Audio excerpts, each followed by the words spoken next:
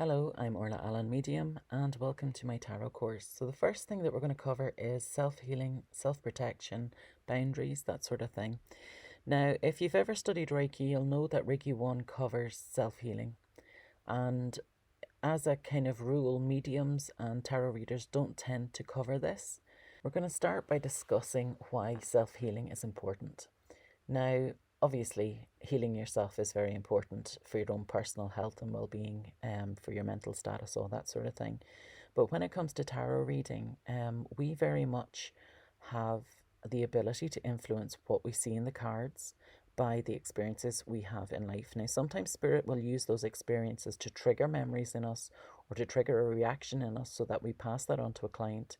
But the most of the time, we have to make sure that we aren't just influencing what we're seeing and we're actually listening to what it is that spirit wants us to say. We're actually reading the cards for what they mean and we're giving the person an open and honest reflection of what we see in the cards. Now, how can we self heal? We can do things like maybe meditating daily, eating good foods, drinking water, um, not abusing things like alcohol or drugs. Now, that's not to say that you can't have a wee drink at the weekend or you can't, or you should certainly, I'm not saying that you should quit your medication if your doctor's prescribed it. No matter what I ever say here, if your doctor has prescribed you something, then you need to speak to your doctor before you stop taking any sort of medication. But what I am talking about is recreational drugs or even smoking cigarettes, things like that. And now vaping's a big thing too. Um, the thing is that if you do these things, it puts your body in a place where it needs to clear out the toxins that you've put into it. And because of that, it can make you anxious, it can make you angry, it can make you come from a situation or come from a reading from a place of negativity. And we don't want that. Now, maybe the reading you're about to give the person is negative, but maybe it's not. And if you're not in a neutral place, I'm not saying a happy place, I'm not saying a sad place, but you need to be somewhere balanced in between so that you're not influencing what's being said. So if you're having a bad day, you're not going to give the person a bad reading. You're going to take a moment, maybe 10, 15, 20 minutes, clear your mind of whatever it is that is troubling you or whatever it is that's worrying you, and you're going to come at it from fresh eyes and you're going to read what is actually in the cards. You're going to listen to spirit and your guidance, your intuition, and tell the person exactly what it is that they need to hear from the cards. So, what I would do if I were you is sit down and make a list. Okay, think of all the things that you do in your life which perhaps would influence a reading. So, smoking, drinking, maybe not having enough sleep at night, maybe working on your nerves and stuff like that. So, make a list of things that you're going to do before a reading. Make a list of things that you won't do before a reading as well. So, perhaps the night before you do a reading, you're not going to drink the night before. You're going to make sure you get to bed early and have a good night's sleep. You're also going to make sure that you shower or bath so that you're nice and clean. And little things like this are good for your mental health, but they're also good for when you come to work with a client, even if you're reading with somebody online, and they're not actually going to be sitting in the room with you, so they don't smell whether you need a shower or not. They don't see whether your hair needs brushed, if you're doing it via a phone call or via a recorded message. But mentally, because you've showered, because you're clean, you will automatically feel in a place that's better than if you haven't washed or if you haven't brushed your hair or you're feeling just a little bit kind of yucky. So one of the things you can do, like I say, is make sure that you're clean and presentable. Make sure the area around about you is clean and presentable. So if you walk into a messy room that you're going to do a reading in, then that's going to be reflected in the information that you give the person, because automatically your energy is going to feel like the room isn't clean. It isn't, do you understand what I mean? So we need to look at ourselves first. We need to look at the environment we're in. We need to look at how we present our bodies. So, have we had a good night's sleep? Are we hungover? Do we feel kind of angry or aggressive? And we need to be aware of those things. So, it's always good to do meditation just before you do a reading or close to before. So, if you have to travel before it, maybe do it before you leave the house or do it on the bus. Stick some earphones in and listen to some music or whatever it is that is going to help you to reset your mind frame and to kind of think, right, okay, I need to clear out all my worries, the bills that I'm worried about, people that I'm worried about. I'm going to let go of situations that other people are dealing with that don't serve me, and I'm going to focus on this person. So I'm here completely without any baggage. Now, I know that's the ideal, and I know obviously it's a hard thing to achieve, but that's ultimately what we're aiming for, to arrive with a client without any baggage. Whether you're doing mediumship, whether you're doing tarot cards, whether you're doing a healing, that's how you want to present yourself moving forward. And it's not just about how the client sees you, but it's about how spirit see you, because it's a sign of respect for spirit, as well as being you at your optimum kind of energy level for doing a reading or for doing a healing. Um, so we need to find that self healing for you. Now, it could be that you need to go and maybe get some Reiki or get some spiritual healing from somebody, or get a massage, whatever it is that makes you feel better about yourself and makes you feel a wee bit more whole, complete, balanced, that sort of kind of energy. Now, one of the things that we need to be aware of is self protection. Okay. Now, there's this self protection can be a lot of different ways. We talk about spiritual protection as a medium and as a healer. You learn about spiritual protection. I don't think it's necessarily talked about as much with tarot, but it's equally, if not more important with tarot. Now, just as an example of what I mean by spiritual protection, yes, we can call in the angels. Archangel Michael is the number one angel to call forward for protection. But basically, if you just ask Spirit for protection, they're going to give it to you. Now, we have different levels of protection depending on the circumstances. If you're going to somebody's house and the energy feels lovely and everything feels fine, then you're just asking to be protected, to stop their energy from leaving with you. So if somebody has either a negative reading, or their energy, their personal energy, not their space's energy, feels a wee bit negative, then you don't want to take that with you. Or if they're dealing with issues, maybe they cry when you do the reading, you don't want to take any of that away with you. You want to feel that you have done a good job and that you have given them everything that you can from spirit, so that you can walk away and you can feel better about the whole situation when you do. So there's that level of protection. Then there's more protection if you go into a space and it doesn't feel right. Now, you have every right, whether that person's booked a session with you, whether they've paid for a session with you, whatever the circumstances are. If you don't feel right, if your intuition tells you to get out of a space, then you go for it. You get yourself back out there. Just apologize to the client. You can give them an excuse if you want. You don't have to tell them the truth. But I would say, if you're going to turn down a reading, especially if the energy doesn't feel right, be very diplomatic about how you approach this. You don't want to leave that person in a worse situation than you find them. So you always want to leave them in a better situation than you find them. It could be that that person's been abused by the partner and they're already in a really bad place. So for you to turn around and then say, no, look, I can't read for you, that can then feel like a rejection to them and make their situation worse. So perhaps you make up an excuse rather than coming out and saying, look, at the energy in here is really way off. Or you can bring your equipment with you. So maybe bring some sage, California white sage. I absolutely love it, and I know there's issues with there being a limited supply of it and stuff. But there's Palo Sancho, Palo. I don't think I've pronounced that right. It's holy wood. Again, there's issues with that because there's not an awful lot of that exists. But you can use sound too. You can use a singing bowl, or you can just use your phone. You can just use some music. So maybe you'll ask the client to play some heavy metal music. And what that does is the vibration and the loudness kind of shuggles everything loose, and it gets rid of stagnant energy, and it kind of releases trapped energy within it. And especially if it's music that you or the client really enjoys listening to or really loves, it sets the tone for the reading, and it clears out kind of any energy within the client and any energy within you and any energy within the room. And what I would do is just sit in that space for a few minutes, ask Spirit to come in and clear out the energy, ask Archangel Michael to put you in a protective bubble straight away, then ask him to extend it out so that it includes the client. You can extend it out to the rest of the house if you want to, but I'd do that all with your eyes closed and kind of in a quiet, like I wouldn't do it out loud, so that the client doesn't necessarily know what it is that you're doing. So just say that you're just going to tune in for a wee moment, or ask them to step out and do it when they're out of the room. There's lots of different ways in which you can approach it, but what I would always say, and no matter what it is that you do, no matter what it is that you get from spirit, you always want to leave that person in a better circumstances than when you find them, okay? And if it isn't working for whatever reason, then you can turn around to the client and say, look, I'm sorry, I'm just not feeling it today. I'm not feeling great. I have a bit of a cold or something. You can make an excuse to get out of there, and yeah, technically you shouldn't lie to the client, but sometimes it's better to say a little white lie so as that the person doesn't feel bad about themselves than to tell them the truth and just say, no, do you know what, the energy in here is too bad and I can't cope with it.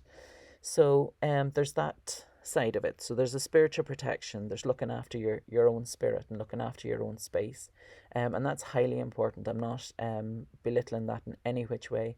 But the other thing that I feel I need to speak about, which is highly important with this, is that you need to set your boundaries with your client. Okay, so you come to somebody for a reading, you say to them, right, okay, I'm going to spend an hour and a half with you, or I'm going to spend half an hour with you, whatever it is that you feel the reading requires. And you say to them, right, okay, I'm going to do it for you for free, I'm going to do it as an energy exchange, or I want you to pay me. Do you know, all three are equally valid scenarios. So you agree that with the person before you arrive, okay? And you spend that time and you give them everything. You really pull it out of the bag. Now, some people are looking for something specific. So you could give them the most amazing proof. You could give them something that if you got that reading yourself, you'd be amazed by it. And they won't be happy. Okay? There will be some little thing that they wanted to hear from you, and because they didn't hear from you, or they'll have some sort of expectation of your reading, and because you didn't do it the way they expected you to, they give off this air of kind of not being happy or not being satisfied. And you kind of know, you can read it because you're in their energy, you're working in their space. But you come away feeling a little bit kind of deflated by it. You kind of think, well, that was, I don't know what else I could have done for the person there. But 9 times out of 10, that person will come back to you, maybe a year, 6 months later, and go, that was an absolutely amazing reading you gave me. But in this space, in that moment, it feels to you like they weren't impressed by what you said. Because especially when you're starting out, you're looking for validation. You're looking to know that A, spirit's coming forward, B, you're telling the truth and being honest about everything that you're getting, and see that the client understands it and you're telling them what they need to hear and you're telling them what they want to hear. And you know what? Sometimes the hardest thing is having to tell somebody something that they don't want to hear. So one of the things that you need to be aware of in this scenario is that the person might turn around and want more. Okay, so you've said, I'm giving you an hour of my time, and you're charging for an hour of your time. Okay, you're not necessarily charging for the reading, but you're charging for spending that hour with the person. And they then want to milk it and they want more and more and more. Now there's situations where you're maybe reading for a friend or somebody that you know very well, and you'll sit and you'll talk afterwards, and you'll maybe kind of bounce in and out with spirit a little bit while you're sitting and having this conversation about what you've just discussed with them. So maybe you'll read for a little bit longer, or maybe things will come up which go beyond the hour that you've agreed with them, and that's fine. As long as you're comfortable with that, and as long as the person isn't taking a lend to you by milking it, then that's okay.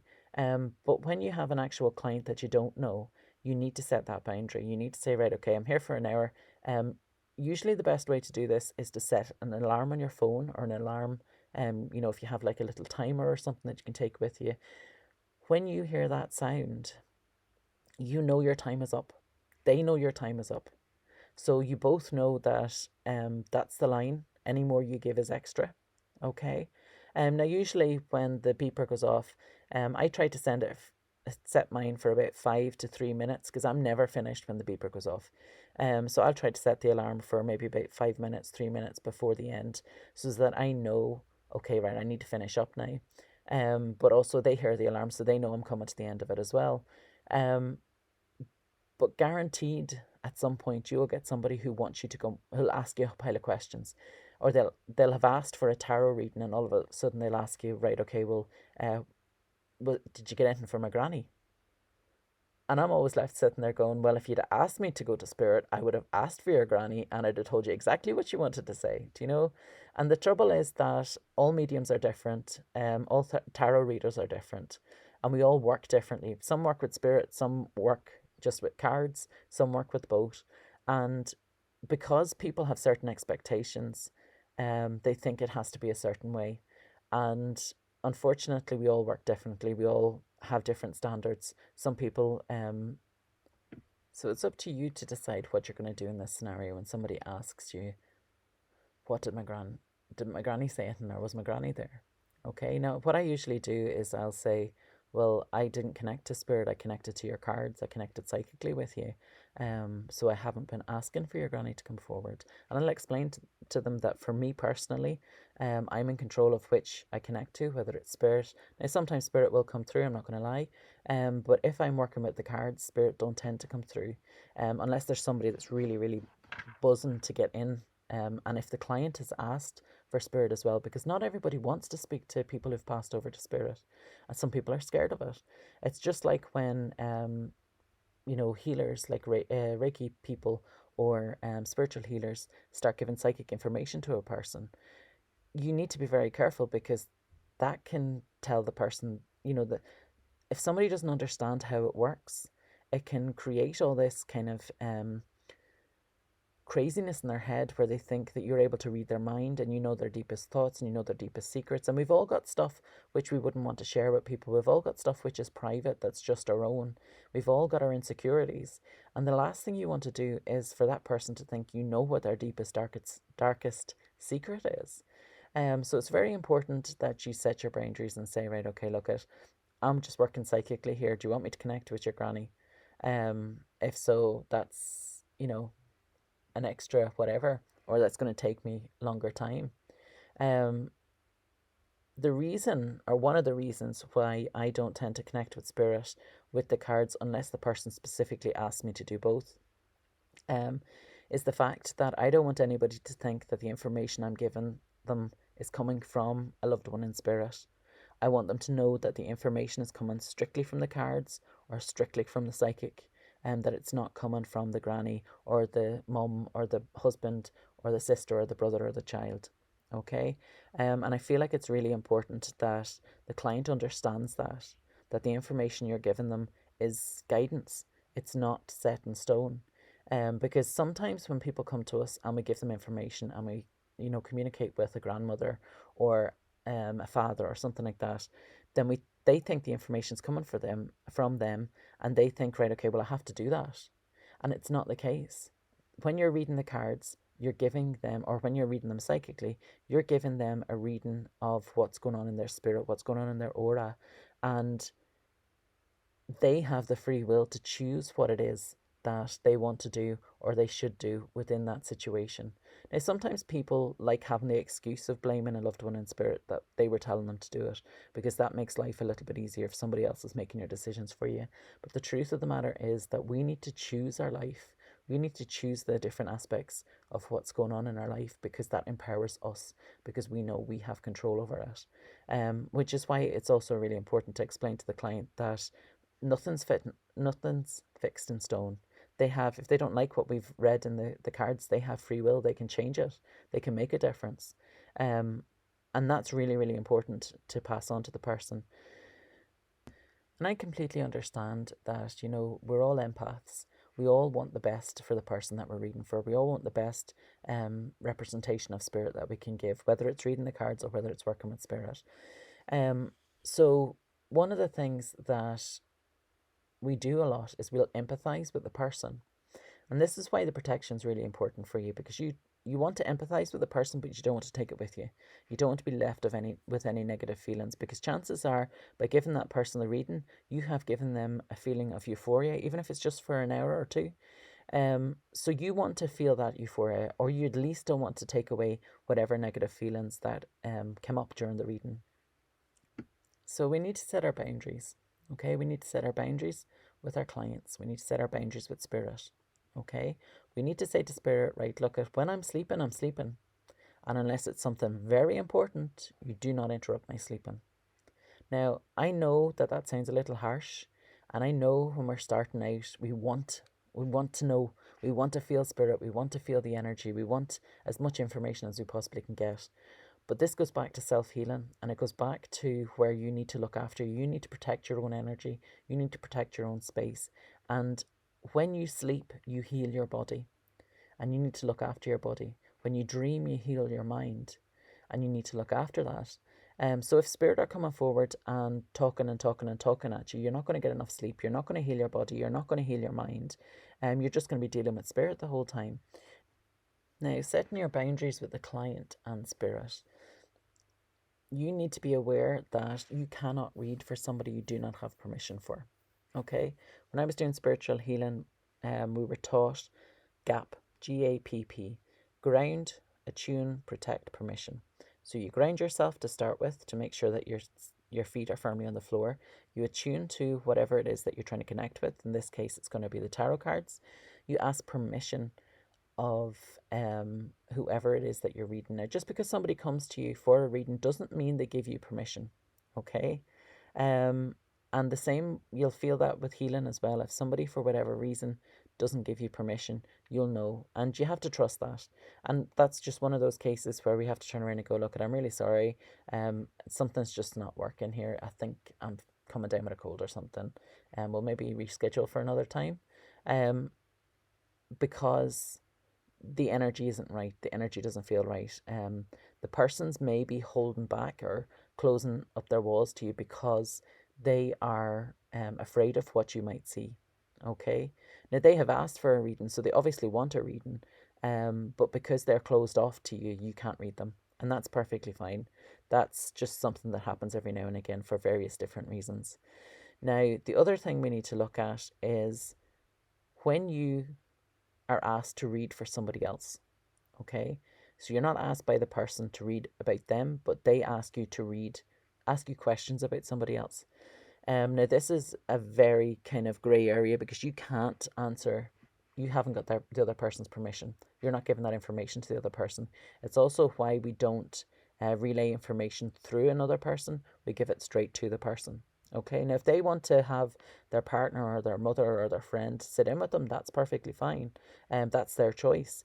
But you can't read for somebody else.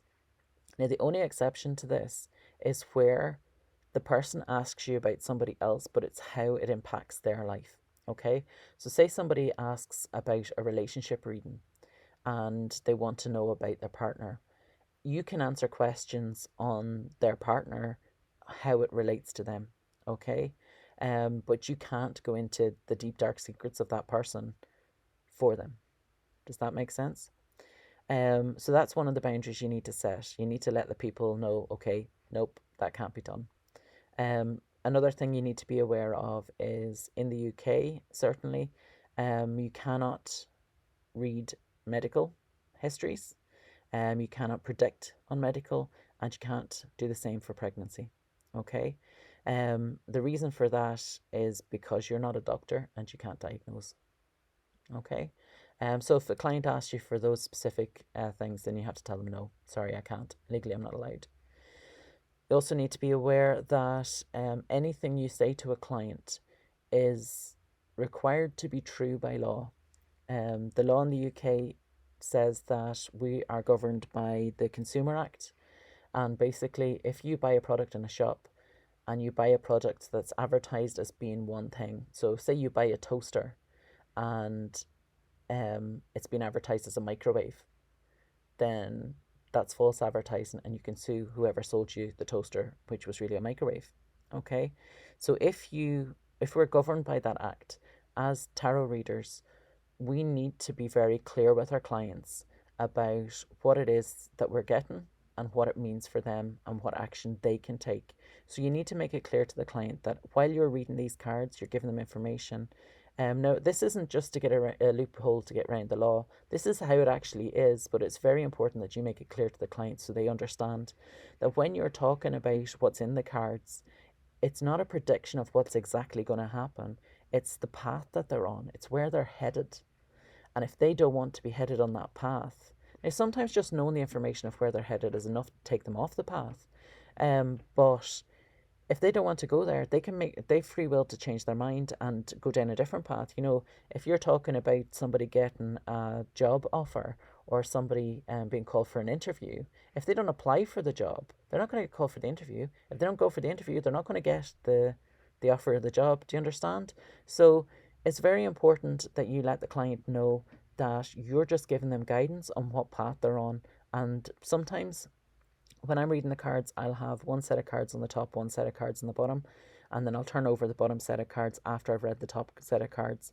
And this sometimes gives me a point at which the paths can diverge.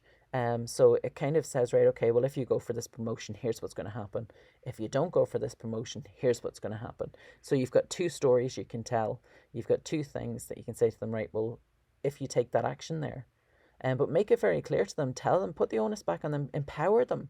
Do you know, it's not just about protecting yourself against the law, it's about doing the best for that person. You want to empower that person. You want to say to that person, right, okay, you need to go for this. This is really important for you. If you go for this, you're going to get it. If that's what you really want, you should go for it there. So it's really important that you're aware of how you speak to the client, and the boundaries that you set with them and with spirit. So karma is a big one, like I say. You cannot read for other people if you do not have the permission, and you always read to the person and not via somebody else, with that permission. Now, the next big thing I want to talk about with you is when we first start doing this, and when we first start working with spirit, when we first start working with the cards. I'm talking about working with spirit here because the way I read the cards, you connect with spirit and you listen to spirit.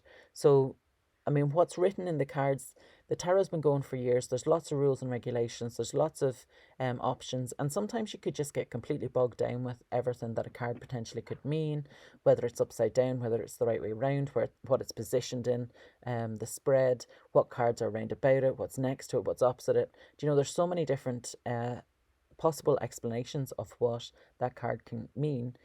What I like to do is to get people to connect with spirit, so as that if where they're taking the reading isn't right, or if there's something they're missing, spirit will kick in and say to them, right, okay, what about that? Or what about that? Or if you stop for a moment and think, and connect with spirit and just double check something if it doesn't quite feel right, or you're not quite sure of what you're saying, then it's really good. And that's why I keep talking about when you connect to spirit or when you connect to the cards. Okay, and everybody can connect to spirit. That there's a myth that only certain people can connect to spirit, and only people who've done this for generations can be good at it and stuff, and that's not necessarily true. Yes, if you have a long history of it and you have all that wisdom that's been passed on from generation to generation, that's fantastic, and I can't teach that because I don't have that. But if you connect with spirit and if you connect with the cards and you do it openly and honestly, come from a place of pure love, come from a place that you have healed yourself as best as you can, so as that you're not influencing the information that's coming out.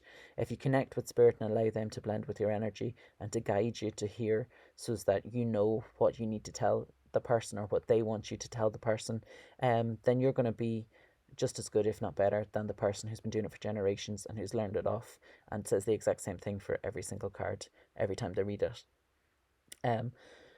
But one of the things we need to talk about is boundaries and where we set them. We spoke about being empathetic with your clients. We've spoken about having a big heart, because that's, we don't do this, we don't come into this movement because we don't have a big heart and because we don't want to help people. But one of the things that people can do is they can abuse our good nature, they can abuse our empathy, and they don't even realize they're doing it, and they don't mean to do it. It's not like they're coming at it from a place of aggression. They're coming at it from a place of need, and they've got some sort of need that they need to fulfill. Now, when I first started, I offered some free readings on Facebook, and it was kind of open to the general public, whoever wanted to do it. I was looking for practice. So essentially I wasn't offering the reading for free. I was getting practice on people I hadn't a clue anything about. And it was really good for me because it gave me a good experience. But the trouble is that when you offer something for free, that person always expects to get it for free, and that person doesn't value what you're giving them as much as they would if they had to pay for it. Okay? And the more somebody has to pay for something, the more they think it will be better than something they don't have to pay for. So you could give somebody an absolutely fabulous reading and not charge them a penny for it, but they'll be more impressed by somebody who charges them £50, £100 for a reading. Okay? And that's something to bear in mind. Okay? Now, I'm not saying you have to go out there and start charging people £100 for a reading, because I think that's a little bit of excessive personally. But you need to value your time, and if you think your time's worth £100, you go for it. Do you know, you absolutely go for it. But when we first start out, we kind of do things for free, and we look for people to help us for free. So it's not really free, because they're giving you their time, they're giving you their feedback, and that's fine. But one of the boundaries we need to set is when we read for somebody, we need to set a timescale of when we will allow them to come and get the next reading. Okay? And sometimes we need to say that to people. And sometimes we forget to say it to people. And when they come back and ask us maybe a month later for another reading, it's very important that you turn around them for your own, for yourself and for them. It's very important that you say to them, right, okay, 6 months minimum before you can come back and I'll read for you. Now, don't get me wrong, there's times where I have read for somebody shorter than the 6 months for various different reasons. And obviously, if you're sitting in a circle with somebody and you're swapping readings, then that's a different scenario altogether. But some people have a need and they're looking for answers.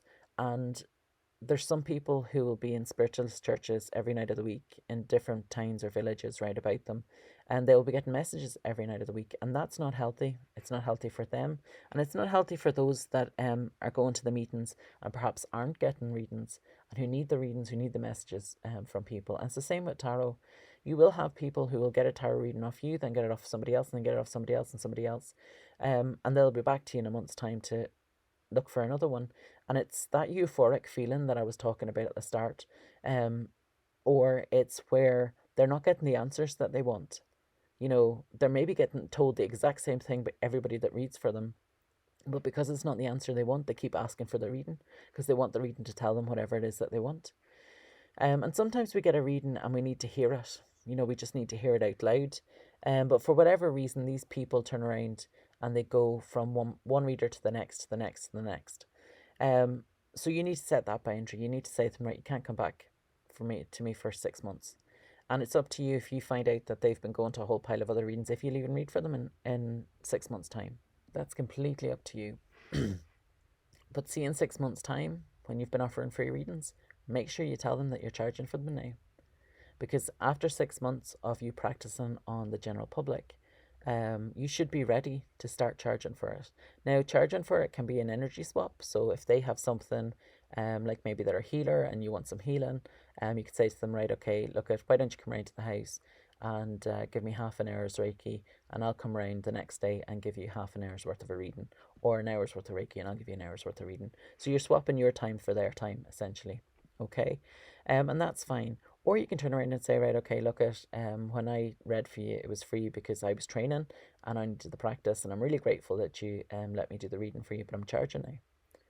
Okay, and that's really hard as an empathetic person to say to somebody, because I've been there myself. Do you know, I will preach till cows come home about you charging for your readings, whether that's financially or whether it's energy swapping, or whether you're getting a bottle of wine, or whether you're getting a box of chocolates, or whether you're getting, I don't know, a box of fruit and veg, whatever it is that you want for your time, and that person can provide an energy swap. I'm 100% okay with that.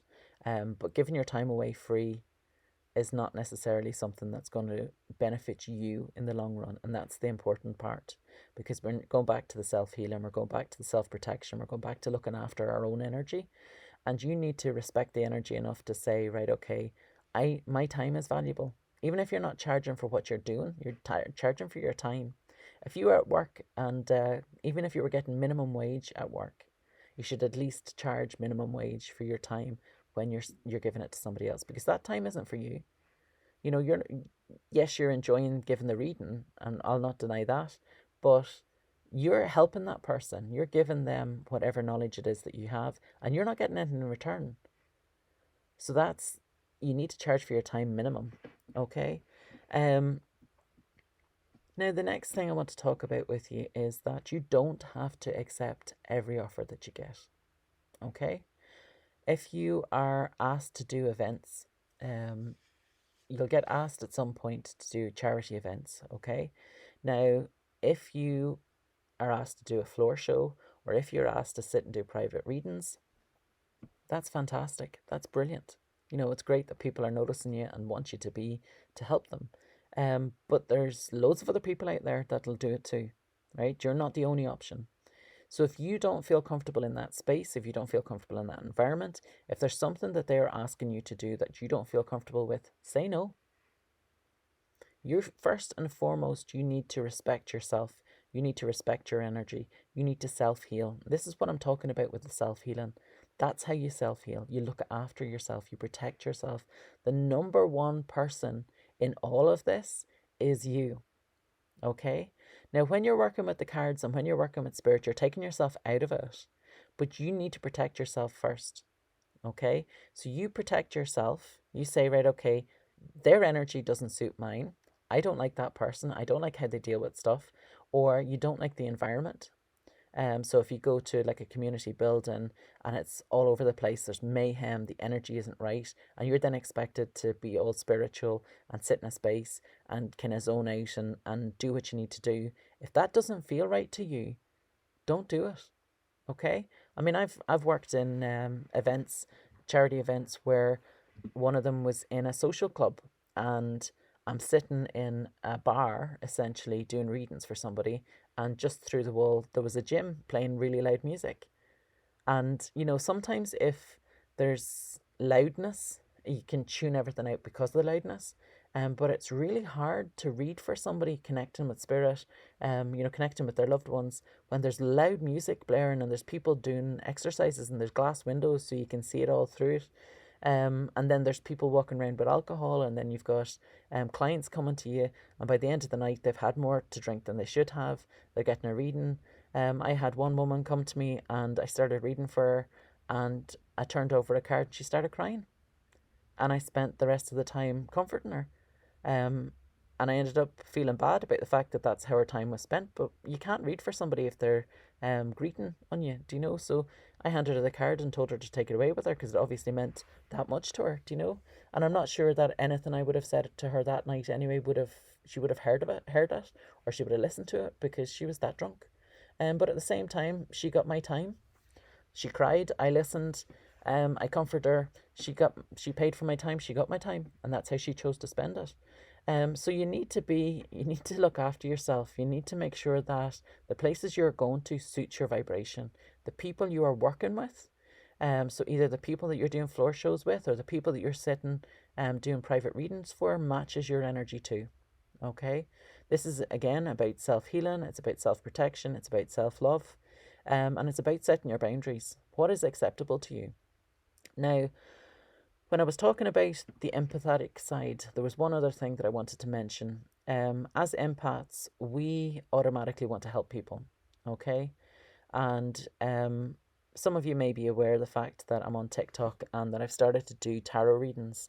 It was actually in preparation for this course. I thought, right, well, I'll do some spreads, and the ones that feel relevant or feel like they're informative, I can take to the class and show you how I read them. And we can discuss maybe other things because the videos are only 3 minutes long, so there's only so much I can say in the 3 minutes.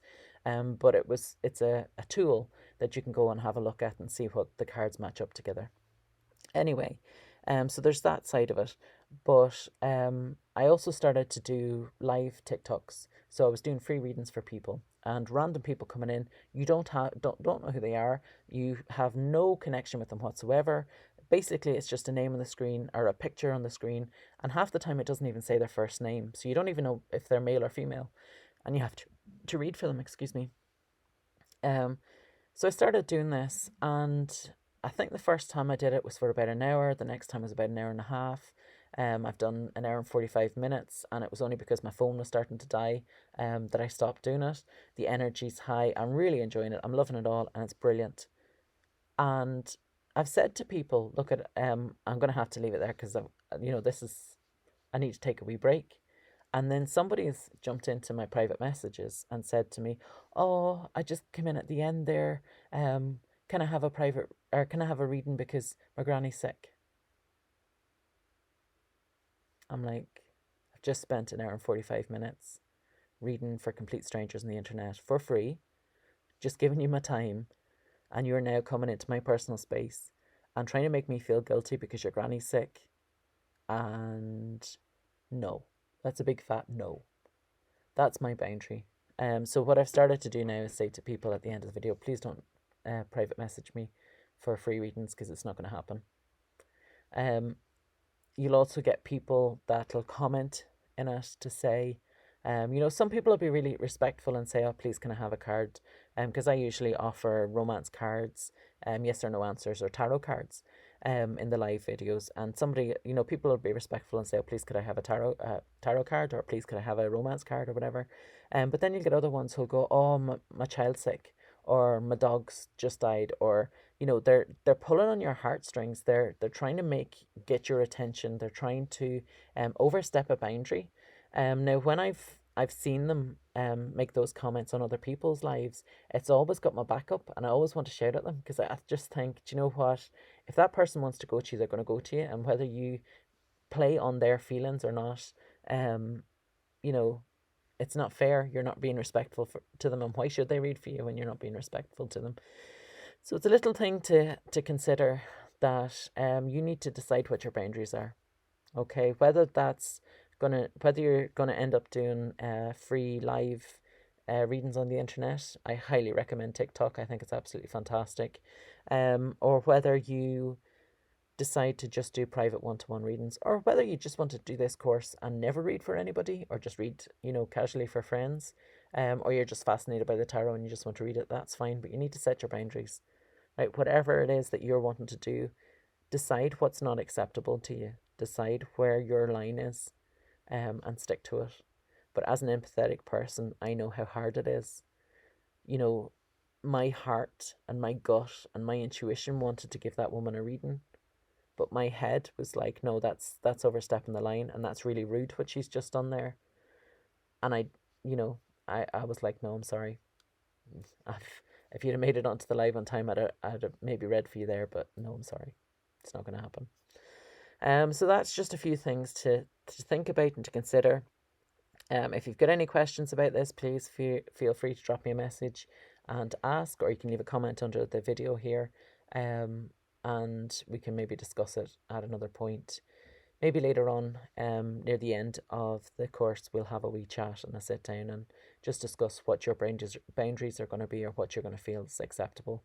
And the thing is that right now you're probably thinking, oh, I'd have read for her, it was just one more.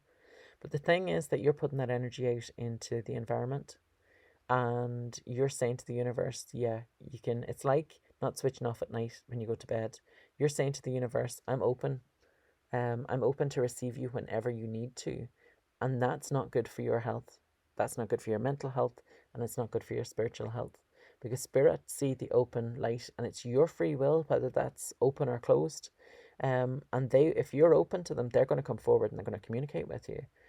So it's not really spirit's fault if they keep you up all night. It's your fault for not switching off before you go to bed.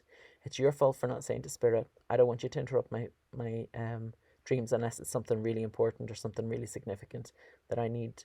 Another thing is, there's famous mediums that you'll see on the television who'll just walk up to people in the street, or they'll go to a doctor's surgery and they'll have a conversation with somebody, and go, oh, by the way, I'm a medium and your father's standing behind you, and then they'll start giving them a reading. That's another boundary that you need to set, because spirit doesn't come forward like that. So I say to spirit, look, I don't want you to come near me unless I'm doing a reading, pure and simple. Don't interrupt me during the day. Don't interrupt me unless I ask you to come forward or I invite you to come forward. So they don't. But I have got a caveat with that, and I will say to spirit, look, if somebody desperately needs a message and they've no other way to get it, then you're welcome to come forward when I'm speaking to them. Now that makes me feel horrendously awkward when it happens. Recently I was a patient, and my care provider started talking about their parent who was in spirit. I'm trying not to give out any details here, to identify who the person in question was. And instantly I could see that person over their shoulder. And I was very torn, because I was the patient. I was the client of this person. It was their working environment, and I would never dream of just imposing spirit on somebody like that. But they had brought up the topic. It wasn't like I had introduced it to them. It wasn't like their family had come forward, and that was that. So I kind of gave them the option, and just said, look, I'm a little bit torn here because I'm seeing the person in spirit. They knew I was a medium at that point. I'm seeing the person. I kind of feel like I have to give you this information here, and they were okay. They received it, but it left them emotional, and it made them cry, which me as a medium, I think is absolutely fantastic. I think it's wonderful. I think it's beautiful. I think it's the most healing, amazing thing that a person can do for you, to share that emotion with you because of you connecting with spirit. I just think it's the most beautiful thing in the world. Um, but they're then standing in their work environment. They haven't got space to go and have a cup of tea or have a wee sit down or process what you've just said to them. And their colleagues are around about them and they can see them crying. So there, you really need to set your boundaries with spirit. But like I say, if you have that caveat that when spirit really desperately need to get a message across to somebody, and if you're it, then it's at the discretion of the person. And I would always say to the person, look, do you want to hear from this spirit person, or do you want me to ask them to step back? So just because you're getting the information, whether it's psychic, whether it's through the cards, sometimes what will happen when you get used to the cards, you may start seeing the tarot from spirit.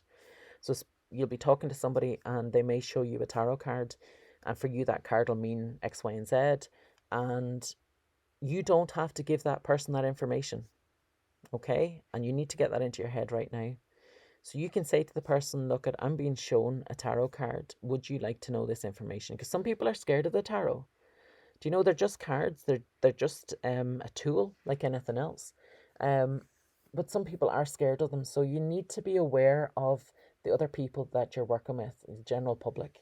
And you need to ask their permission. You need to say to them, right, okay, look, I'm seeing a tarot card. Is it okay if I give you the information of what it means? And if they say no, then you have to be fully prepared to just leave it at that. Let it go. It's not your place to force anything on them. It's not your place to force spirit on them. It's not your place to force tarot on them. It's not your place to force healing on somebody. If they're not open to it, that's their choice, and you have to respect that. And that's the boundaries that they set with you, and why it's important for you to set boundaries with spirit and with your clients. So I hope this all makes sense. Like I said, if you've any questions, you know where I am. Get in touch and I will try to answer them for you. Have a wonderful day, and I will speak to you all again soon.